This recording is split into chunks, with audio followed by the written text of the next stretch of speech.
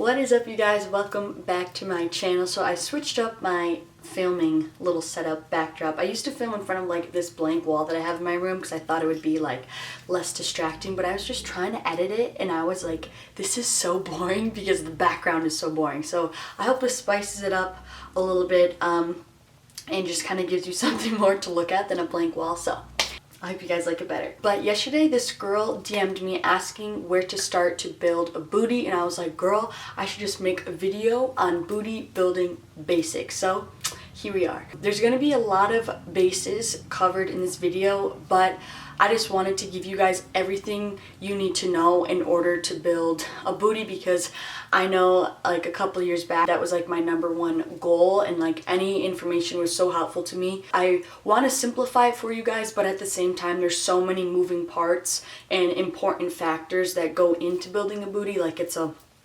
whole package. So I just want to give you guys as much as I can. The topics covered, I have a little sheet here, so if I look down, but we're going to be talking about training, so glute activation, progressive overload, the concept of that, your workout structure, your reps and sets, my favorite glute exercises, and recovery time and training frequency.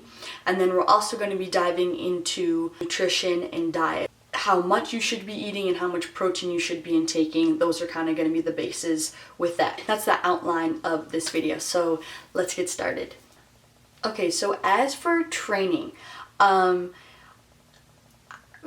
thing that I wanted to talk about was glute activation. Now this is something I didn't really used to do when I first started, and now that I have incorporated glute activation into my leg days, I have seen a difference, and helps you like feel your glutes more when you're working out. So basically the concept of glute activation is waking up your glutes, exactly what it sounds like. You're activating them. Your glutes are the largest muscle in your body, so usually when you're sitting down all day, we don't really use our glutes that much. Like when we're sitting or just like walking around, it's easy for them to kind of shut down and just go to sleep. So glute activation kind of helps tell them to wake up and just to get ready so they know that they're about to be trained. And doing this just makes your lifts way more efficient. It helps you recruit the muscle more. It just makes them warmed up, so when you're actually trying to target the muscle with weight, they're already right there. They're already right there to go, and they're going to be able to contract just more efficiently and more readily. So I think glute activation is a very major role. So how do I perform glute activation? Well, I don't know if you guys have seen those mini resistance bands. Those are a lifesaver. You guys need to invest. I think you can get a couple for like $10 on Amazon. If you, I'll try to maybe link bands down below if I find some, but basically I will just take those, put them right above my knee, and I'll do glute kickbacks, I'll do glute bridges, I'll do pulsing squats, and it just, again, it just helps me warm up my muscles. Next thing is progressive overload. Now, this basically, in simple terms, is just saying like progressively challenging your muscles, whether that being by increasing your weight, pulses like drop sets, pyramid sets, just things that are shocking your muscles so you're not doing the same thing over and over again. The main form of progressive overload is just to continuously increase your weight. I think this is the #1 component in training to make your glutes grow. Basically just continuously increasing that difficulty level so your glutes don't get comfortable and you're constantly shocking them and stimulating that muscle growth, because it's increasingly harder for the muscle to perform those movements and complete that workout. So a good rule of thumb is, let's say that you're doing squats with 25 pounds on each side and you're doing them for 3 sets of 10 reps. And you've been doing them for a week or 2 or 3 now, and basically you can do 25 pounds on each side for 15 reps now pretty easily. That's when you should either bump up your weight, add a pulsing squat, put on a band, put a mini band around your knees, do like 1 3/4 squat, just something to change it up because it's getting too easy for your body. So you want to make sure you're progressively and systematically increasing the difficulty to continue shocking your muscles. So then the next thing is workout structure. So this is there's not one right answer to this. What I find works best for me is to complete your compound movements in the beginning and then work your way into your isolation or accessory movements. So Compound movements, we're talking about moves that involve more than one muscle group and have more than one joint kind of involved. And then isolation movements, we're really only honing in and targeting one muscle, and it's kind of revolving around one joint. So for example, our compound movements, that's where we want our squats, our hip thrusts, our deadlifts, our leg press, those types of things that take a lot of effort. Pick one or two of those, and then we're going to move into isolation movements where we're doing our Romanian deadlifts, our leg extensions, our cable kickbacks, that type of thing. So we want to go into the compound movements and then fade into the accessory movements. And then for sets and rep range, a good rule of thumb is to complete about 8 exercises for 3 sets of 10 reps.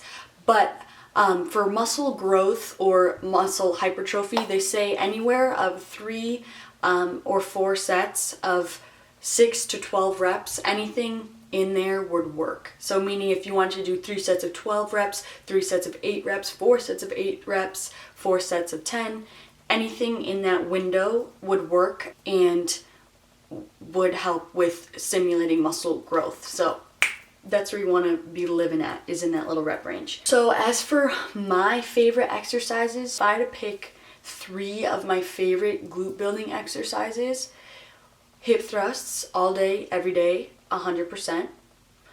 And 2 would be glute pull-throughs on the cable machine. I used to like hate those and not feel them, and now like I love them. And probably the glute abductor machine, where you put your legs out. The key to that, guys, I'm telling you a secret right now. A lot of people think that you need to like hold on and like, you don't need to do that and like elevate themselves up. That works, but I'm telling you guys the secret right now to really feel it in your glutes. Basically, you gotta make sure that your chin is kind of, you wanna be looking down, because it just really helps with this whole body formation we're about to put together right now. So if you put your head down, and basically what you wanna do is tilt your like hips forward. If this is your hips, you wanna tilt them so it's like, yeah, wait, not forward, backwards. Just kidding. So if this is your hips, this is the side of it, you want to tilt your hips like this. You kind of want to dip your tailbone inwards so your pelvis is kind of... Guys, I'm serious. This is like, this is the secret. I feel it so much more when I do this. So you want to tilt in like inwards like that. So you kind of want to tuck your butt under you. And again, your head is tilted down up here, so it helps like tuck your butt under. And then you just, I'm telling you, I don't know if that made sense, but you guys have to try it, and it really just helps me like really engage the gluteuses, you know what I'm saying? Okay, then for recovery time and training frequency. So many girls are like, okay, I'm just gonna work glutes and legs all day, every day. No, sister, you can't do that. Let me tell you why. Something that's so important with muscle growth is muscle recovery. So if you don't ever give your body muscle, if you don't ever give your muscles enough time to recover, you're not giving them enough time to rebuild. So basically you're just going to keep breaking them down, because every time you work out and you're adding weights and things like that, you're actually creating micro tears in your muscles, which is aka causing them to break down, and then that's when you need your nutrition and recovery periods to help build your muscles up to be stronger and bigger than before. But if you keep working them consistently, continuously, they're never going to have that rebuilding period. A good rule of thumb is to wait anywhere from like 48 hours to 72 hours after you hit legs to continue them again. So like usually, let's say I work legs on Monday, I will wait Tuesday and Wednesday and then work them again on Thursday. So I usually like to wait 2 full days for them to recover. Then I could get back on it. Then I'm 100% and I can go hard and have like a really an effective session. Because also, if you're doing them too frequently, you're going to be tired from your session before and you're not going to be able to push as hard when you're working them again, and then it's like you're not getting as much out of it. So okay, so the next umbrella that we're going to dive into is diet. So training plays a huge role in muscle building, but also your diet is like a huge component. They're kind of like you can't have one without the other. So like if you're trying to build a booty, you can't do it without lifting, but you also can't do it without a proper diet. They really go hand in hand. They're both equally important. So the main number one thing is to eat a lot of food.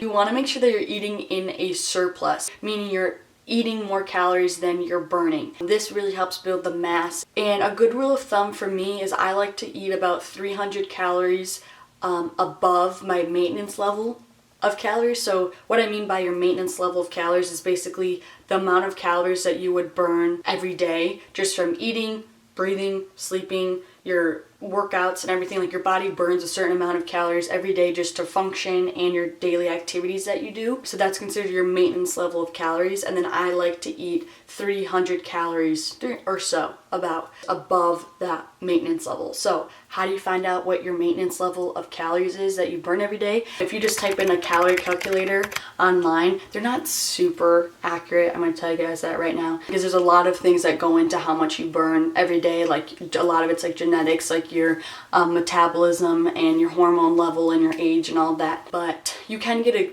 ballpark. And then another thing that's super important is to eat your protein. So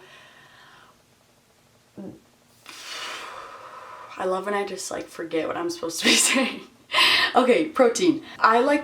They say to eat about 0.8 to 1.2 grams of protein per body pound that you weigh. So that sounds really confusing. I feel like when I say it, I'm like, what are you talking about, Olivia?